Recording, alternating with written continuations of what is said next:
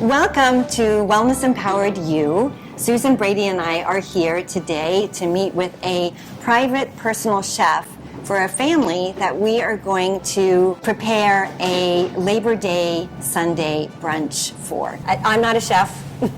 I just like to be healthy, so it's really great to have you as a professional chef joining us to help this family. They all have common issues, gastrointestinal issues from the standard American diet. So, to our point, the question is always, when I have all of these food sensitivities, eggs, gluten, dairy, garlic, oats, coffee, peanuts, what the heck can I eat? We work with a lot of clients who are sensitive to gluten and dairy and eggs. Brunch is particularly hard for people. So I'm going to share with you ways that I have incorporated it in my life and some of my favorite brunches. And so you can have the traditional brunch and have it really good for the gut too. We will do a standard grocery store tour that we give to a lot of our clients to help them feel empowered that there is a plethora of wonderful foods that are really nature's pharmacy. This family also, even though they have a private chef, they love to eat out.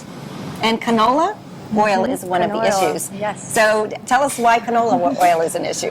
The problem with canola oil is it's very genetically modified.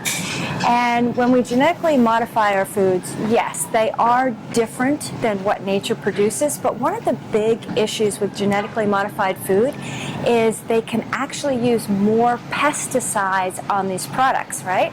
So now they're spraying all of these pesticides on these foods, and what do these pesticides do? They kill off bacteria and viruses and anything that grows. So now we're eating these foods with these pesticides on it, and guess what it's killing? It's killing all of the great bacteria in your gut. And we have to have a healthy microbiome. We've got to have these bacteria because not only do they help us to digest foods, they produce nutrients for us as well. And when we don't have a healthy gut, we can get something called leaky gut. So really important that we start to teach people how to choose food correctly. And we're at one of my favorite stores, which is Mom's Organic Market. It's one of my favorite markets because everything in here is organic. I don't have to worry about the produce, whether it's organic or not. Let's go shopping. We'll start right here since we're in the herbs and spices. The more herbs and spices that we can incorporate in our diet, they're all healing. They all have medicinal properties. Cinnamon is really good for blood sugar. So adding cinnamon to a lot of different foods would really help to manage his blood sugars. It's interesting how every culture has innately learned how spices are healing and cancer preventative. I like this here because they're all organic. Again, when you're having concentrated amount of foods, getting it free of pesticides is really important. Where are you going to get your carbohydrates other than the processed foods? Grains and beans and legumes are really good sources of that. Of course, even the healthy foods we eat every day, if we eat a lot of it, we're going to get food sensitivities to it until we heal the gut. So we have lentils and chickpeas are allergies here. That limits your choices. But we have mung beans. I have a khichdi recipe with mung beans and rice. Adzuki beans are really high in protein. Northern beans, I don't know if you work much with beans. If you soak them overnight and you put kombu is a seaweed in it, it helps you digest it better and absorb it better, and it's very rich in minerals and iodine, which is really good for the thyroid. So think about incorporating some of these beans. Soybeans, high in protein. If they're organic, they can be part of a healthy diet. Really good for if your estrogen is low too, because it is a phytoestrogen. Or if you have an excess of xenoestrogens, soys can be good. So what is in gluten? Barley, wheat, rye. So you don't want the barley or the wheat. Well, and oats as well that are cross-contaminated. So we have to get gluten-free oats are good. One of the gals has a sensitivity to oats, but oats for the rest of the family would be really good because it's a good source of fast-acting carbohydrates to make you feel good in the morning. And fibers. So we can make a muesli. I think one thing we should make is a muesli. And I make a muesli parfait with dairy-free yogurts and muesli and berries on top. We can do one with oats and one without. What are other things we can do? Sunflower seeds. They're very cheap. So people on a budget. And let's get a bunch of sunflower seeds because we're going to make our nacho cheese dip with that. Pumpkin seeds. Pumpkin seeds are awesome as well. High in Minerals, zinc, particularly. zinc. Most people are deficient in zinc. So that's Brazil nuts are the highest source of selenium. You have any weight issues, you have thyroid issues, you have fatigue. 4 or 5 Brazil nuts a day can really keep your selenium levels optimal. Not everybody can digest nuts, so we can soak them to remove the phytic acid, which we'll do in our recipes later on today. Sprouted pumpkin seeds are even better. I didn't even recognize this. But you can sprout them yourself by just soaking them in water. So if you soak your seeds and nuts, it makes them a lot more digestible. We have pre-made granolas here. I'm not an advocate of these because most of them have gluten in them and or are high in sugar. So we'll give you some other options. It's cheaper to make your own by buying your own gluten-free oats. Rices and quinoa. I've got several recipes. Always have the rainbow of colors in the diet, diversity. So you know you're getting all the different micronutrients. You can even get tricolored quinoa. I have a quinoa strawberry salad with arugula with a little honey. That's a really nice dish. You could make that today or not. Quinoa you cook just like rice, only it's much quicker. This is my favorite, black rice. It's a little higher in protein, less in carbs, you know, if you're worried about too many carbs in the diet. For most people, lentils are very easy to digest and they're high in protein and it's great food. And just because they have this food sensitivity now, you know, the goal is to heal the gut and in months be able to bring it back in. So it's not a forever thing, especially all these healthy foods.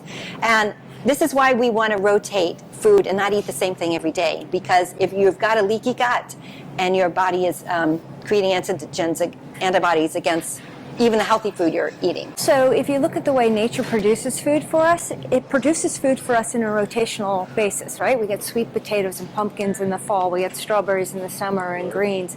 So trying to think about eating the way nature has produced foods for us, I think is really important to think about as well. Hemp is high in essential fatty acids, omega-3s. It's a good source of protein, 10 grams of protein, 12 grams of omega-6s. So I think we should get some of this. Chia seeds is another one, high in omega-3s and essential fatty acids. Are we making a chia seed pudding? No. I didn't put that on the list. Oh, okay. We could make it if we want. It's so super simple to make. But I do like to put chia and hemp and coconut flake in the muesli. Do we need any vegetables? Yes. Fruit? Sweet onions. I like to saute onions and greens. Here's the sweet onions. I love sweet onions. I also talked about doing either roasted sweet potatoes or these blue and purple potatoes are really delicious to get a little more color in the diet. One of the guys has a sensitivity to broccoli and cauliflower. Again, these are all healthy foods. We could do sweet potatoes and beets. Anybody have a beet issue? No? You want to roast those together or you want to make like sweet potato fries? Then let's do sweet potato fries. How many do we need? Let's get like 3. You know. What about Brussels beets. sprouts and beets? Yeah, Brussels sprouts and beets, that would be great. That'd and be some awesome. onions. All right, I'll grab some beets. Okay. I also have a recipe that I really love, sauteed greens and beans. Take the collards, which are not a lot of standard unless you're from the South, and slicing this and doing sauteed onions with greens and beans. That might be a nice quick dish. I usually put orange bits in it too. If somebody's got an orange allergy, we could either do pear or apple instead. Okay. That might be good just to get a little different flavors. Should I get the beets with the greens on them and add it to it? Yes, okay. Perfect. Yeah, so I always use the whole thing. Whether you're going to roast these beets or you're going to put them in a salad, you can just chop up and use the greens as part of the salad. The beets raw have a different flavor and crunch. This is curly kale. This is lacinato kale.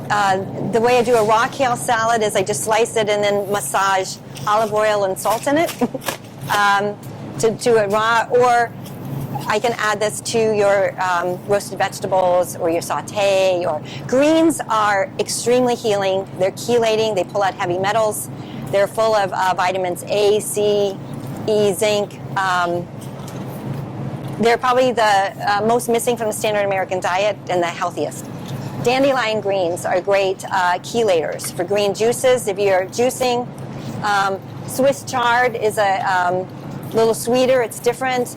And I'm showing you all of these different things to say that we can rotate foods and not eat the same food every day. If you're not familiar with a vegetable, just try it. These are also very chelating. Parsley, watercress, and cilantro are really good to incorporate in a daily food. In fact, the ceviche I want to make today, we're going to have with cilantro. So let's grab a cilantro. Sprouts. Sprouts are nature's superfood. They are higher in protein and the essential fatty acids. These are really delicious. They're great on a salad. You can have a salad every day and have it be different and have diversity. Another day you're going to do romaine lettuce. Another day you do Asian greens, lettuce mash, kale, baby arugula, baby spinach. And this is how you bring diversity in the diet. One of my favorite dishes is to saute apples and cabbage in butter or coconut oil. It's very healing for the gut. It helps bind. You know, that's something we can do today too. So I'm giving you all these ideas, and then you can incorporate this. Does the family like cabbage? Do you know? They do like it. Okay, so that's... It has a high source of quercetin, and that's very, instead of taking antihistamines, which affect the gut, it's healing. So, yeah, you know, why don't we grab like 4 apples and a red cabbage. We're going to get some berries. Broccoli sprouts are great if you have got H. pylori to kill. That is an overgrowth of bacteria in the gut, and it's also really good for hormone balance. So I like to throw broccoli sprouts, and it's a mild flavor. I thought we would do, just to show them, a BLT that you can make really easy, and it's great for lunches, and that's one of my favorite kind of things. And there's fantastic cheese here, which I really hope they have. We'll do bacon, sprouts, diet cheese. This is a local farm, Irishville. It's a little more expensive, but it's all organic, grass-fed, very humanely raised. The same thing if your liver, pate. I brought some of my pate. You want it to be super clean and fresh. And they have a really great one here from Irishshire Farms for chicken. And sometimes they have beef liver here too, which is really high in all your B vitamins, in your vitamin A and D and zinc, the things that are missing from the standard American diet. Most of my clients, when they heal the gut, I want them to have pate once a week. You've got an egg allergy, I say stay away from chicken. Is it the chicken or the egg? It's the same protein, and we eat way too much chicken. Chicken can be a superfood too, but we want to have diversity. Let's get a smoked salmon, and I'm going to show you my just 2-minute salmon nori sheet wrap. That's a great breakfast. You know, sea vegetables are high in minerals that are missing also from the standard American diet, and they help take the gas out of the beans. So you throw that in your beans and rice. It's really good. These are gluten-free oats and sunflower seeds and amaranth. So, you know, we can make our own, or we can just buy a pre-made one and throw on top for time. I do like to look at the amount of sugars. 5 grams. 5 or 6 grams or less is what I typically like to go for. Here's some gluten-free oats. Okay. So if they wanted to have, well, all but one person can have oats in the family. So Yeah. you could definitely do some gluten-free oats Yeah. if they wanted to. And these are sprouted. Mm-hmm. Interesting. Quick. So sprouted means they're going to cook really much faster too if you make hot breakfasts with it. And for the son, Okay. you can throw in cinnamon. Okay. Would really be helpful for him. Let's see if they have any ripe avocados here. I think we need about 3 good ripe avocados. Bone broth is very healing to the gut. Just sipping on bone broth soup as a tea. I like to put the juice of sauerkraut in it to get your extra probiotics and vitamin C and a little zing and taste. You can buy it here frozen. They also have ground venison, ground yak. Wow. Wild boar. Wild boar. I didn't know this. Yeah. So again, this is how you add diversity, and a lot of these wild animals, you know, we are what we eat. So, And we are what our animals eat. we are what our animals eat. Exactly right. So this family does not eat a lot of fish, so we're going to try it today and see if they like it. So cheeses, we've taken a superfood and kind of created a problem with cheese for digestion. If I do buy cheese, I only buy raw because it's when you pasteurize it, you can kill the enzymes that we need to digest it. Most people, if you've got GI issues, I say dairy-free till we heal the gut. So cheese is wonderful? Yeah, many can tolerate goat cheese where they may not be able to tolerate dairy. I had thrown together a few things from my pantry that I really like, this being one. The rice, gluten-free pasta. So, you know, you can have spaghetti, you can have pasta. Just get the gluten-free. Quinoa, a lot of the times they have corn in it, and corn can be highly sprayed unless it's organic and This is GMOs. corn-free. So this is another one that are some options. So one thing when you're looking for products when you're shopping is they'll say gluten-free, non-GMO, allergen-friendly, corn-free, and corn-free, vegan. So, you know, USDA, organic. So look for those labels when you're buying products for them. With the young kids, the more they can get used to trying and tasting different things, the better their diet's going to be and the more open they are. You know, there's so many families where the kids will only eat macaroni and cheese, right? A lot of the gluten-free options are also highly processed, full of sugar, not always that healthy. Just because it says gluten-free, don't get caught up with it being healthy. Like, how much sugar is in that? So there's 8 grams of sugar in one packet. So not horrible, but... And the packet isn't very big. Yeah, and you have to look at per serving size too. That's where they can trick you too. Reading labels is a good thing. Yes. That's why we spent most of the time in the fresh produce and vegetable aisle and learning to cook, so you're not dependent. I've got something similar to these, gluten-free bites. You know, these are not bad for a pinch when you're traveling. They're 5 grams of sugar, 4 grams of protein, and 2 grams of fiber. Teas, you can see so many different teas that people can have and try, and they're medicinal, they're delicious. There's a digestive tea I like, full of good herbs to heal the gut. There's sleepy time tea, there's raspberry teas. Dandy blend is another one. This is dandelion. It's very chelating, it's healthy. Great for the liver. Good for the liver, right? And decaffeinated coffee is no better than regular caffeinated coffee either because of the chemicals that are used to decaffeinate the coffee. Look at all the dairy-free milks we have. We have almond, we have soy, we have coconut, we have macadamia, we have hazelnut. And again, I would rotate. For your cereal in the morning, don't have the same thing every day. So, you know, have some choices. There's a banana milk. We can make milk out of so many things. I've never tasted that. I haven't tasted it either. A lot of my clients like this cashew milk, Yes. the milk, Yes. and the almond. And I like the ripple. So if you have food sensitivities, unless you heal the gut, even when you change to healthy foods, you can start to develop sensitivities to them, unless we heal the gut and we rotate our foods. I like this Kerrygold butter. That's my favorite as well. That's their favorite too. Yes. And then we have yogurts, coconut yogurts, almond, cashew. For our muesli, Wow, this one has 20 grams of sugar. 20 grams of sugar, yogurt, a lot of hidden sugars, and we're all addicted to sugar. So we're going to talk about that today too. I thought we'd make a quesadilla. I make quesadillas with gluten-free tortillas and this Daya dairy-free cheese and some salsa. 5 minutes to make, quick and easy. It's kind of popular for Great the snack teenagers. for the kids when they come home from school or Yeah. practice. Yeah. For our bacon sandwiches. So should we get chipotle lime or should we get medium, thick, and chunky? That is totally not. Okay. The chef has it.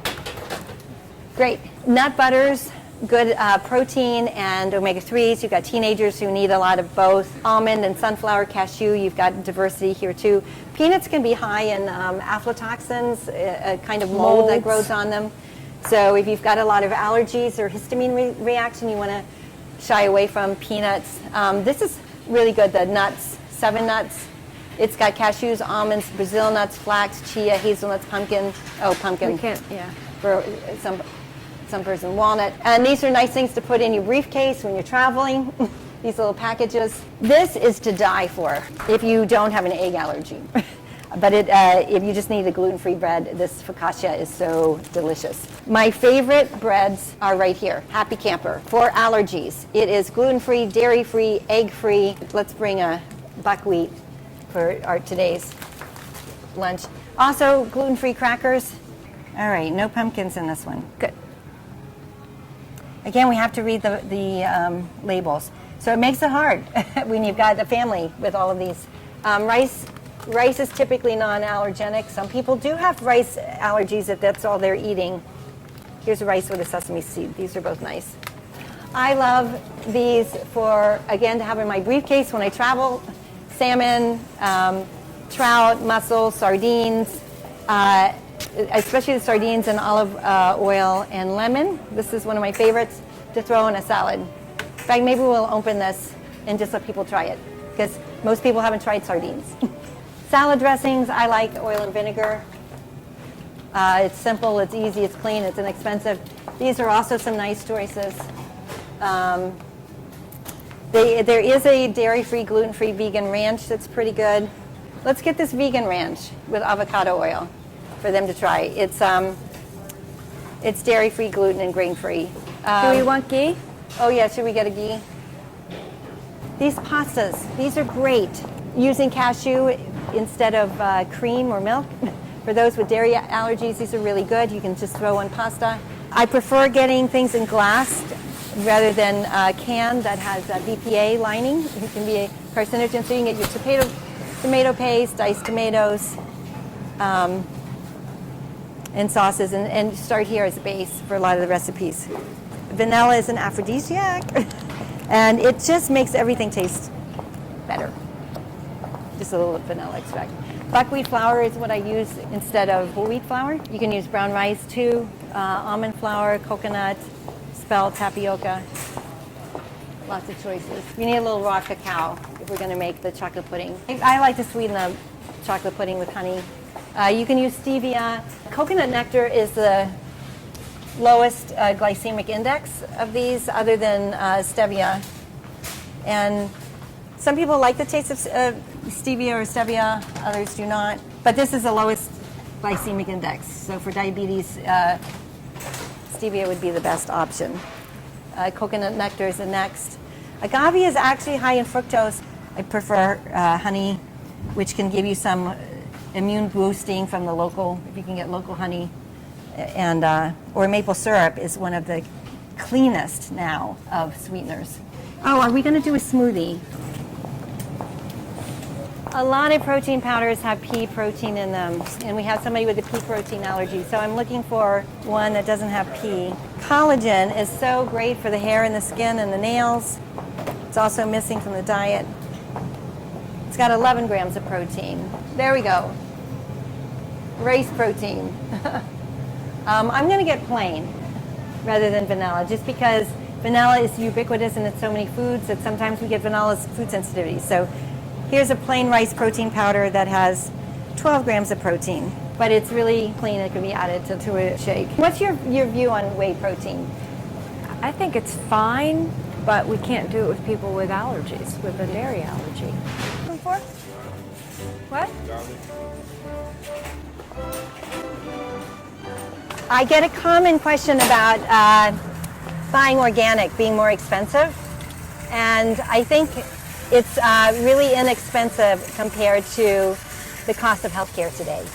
And we're all struggling with a shopping trip to find food that we can nourish a big family that has multiple food sensitivities. So by doing some of the things we've discussed today, we can heal the gut and avoid future food sensitivities, and that is really very inexpensive compared to But not only that, think about all of the money that we save from buying the processed foods, the cereals, yes.